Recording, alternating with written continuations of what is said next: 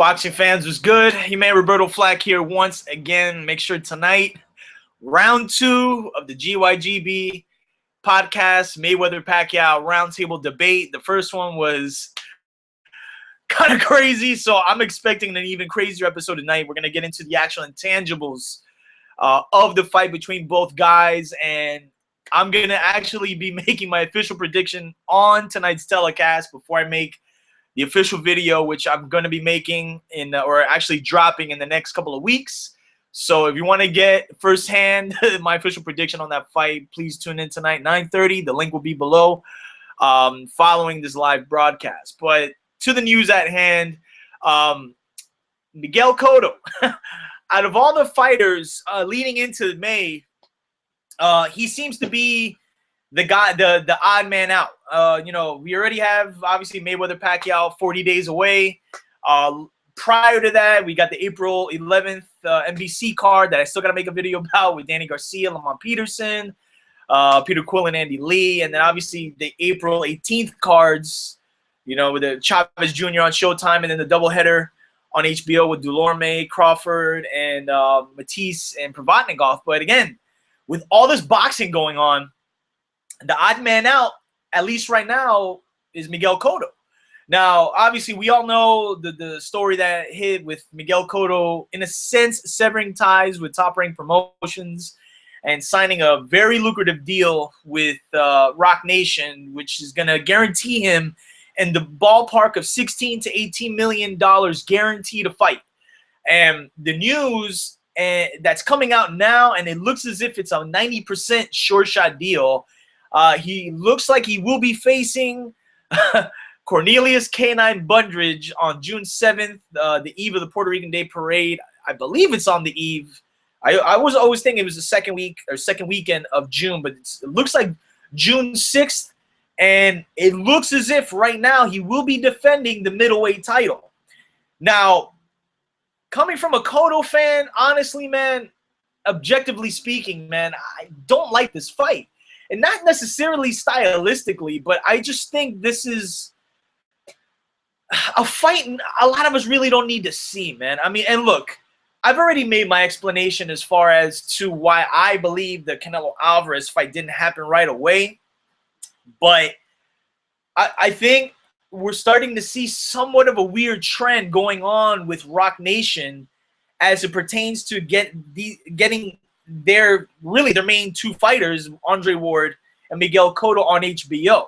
Now, I don't know if a lot of people noticed this or even saw this news hit, but apparently Rock Nation is trying to get Andre Ward's first date back on HBO, and I forgot who they mentioned, but it was a fight that HBO already negged on, and they were like, we're not going to televise that fight. And from the news that hit today concerning Miguel Cotto, at least for Miguel Cotto, they're not going to be so quick to brush Cotto off, considering, Cotto's been, a flagship fighter for HBO for the last 10 years or plus. The only time Cotto has really fought on Showtime was against Ricardo Mayorga, which was like a Showtime pay-per-view. And then they had, and I think Michael Jennings, I could be wrong. I think Michael Jennings was a Showtime pay-per-view fight, but no, I'm sorry. That was a Top Rank pay-per-view fight.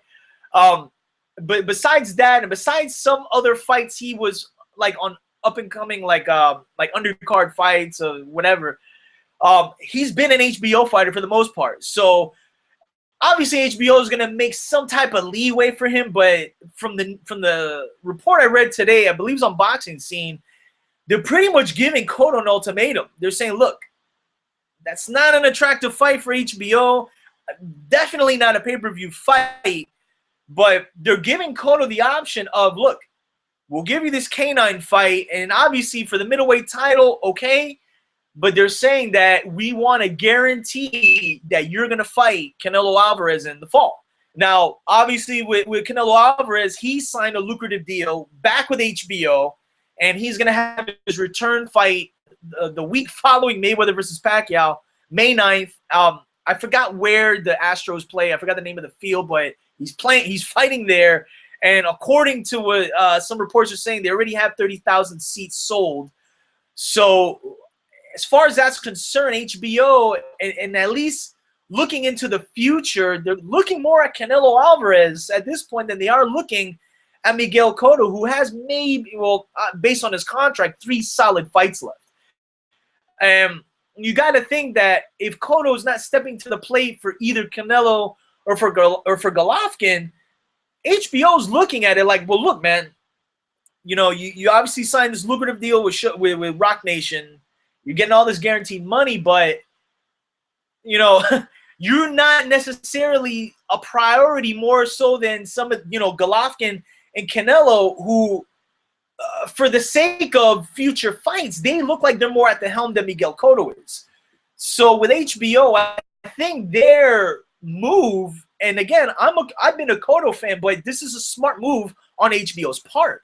And again, when you look at Rock Nation, man, their experience, at least having 2 major fighters under their stable right now, man, it looks like they're having a tough time putting their main guys on network TV, or I'm saying not on one of the 2 major, or if not the major cable network, HBO.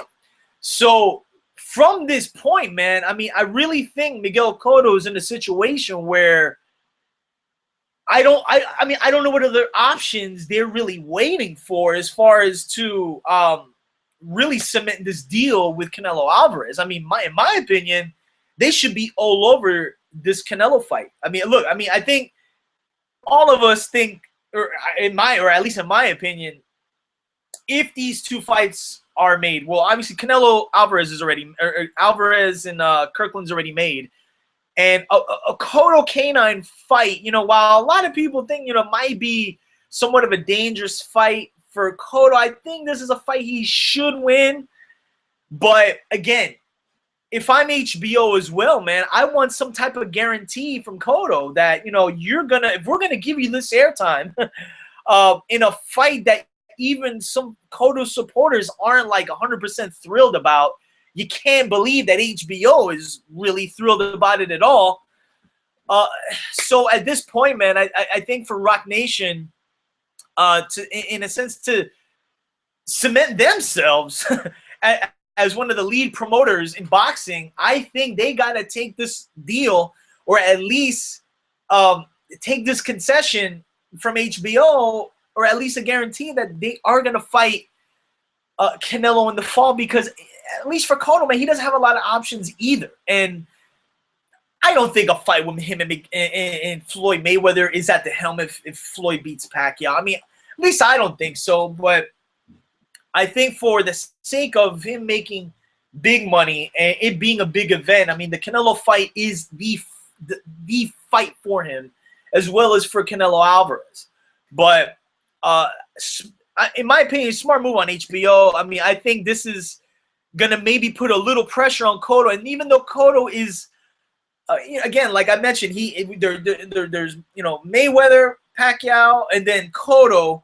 He's got to approach this deal smart, and at least give some type of guarantee to HBO that they are gonna entertain that fight. But even that's being said, I don't see where Cotto's team are gonna walk away from that deal.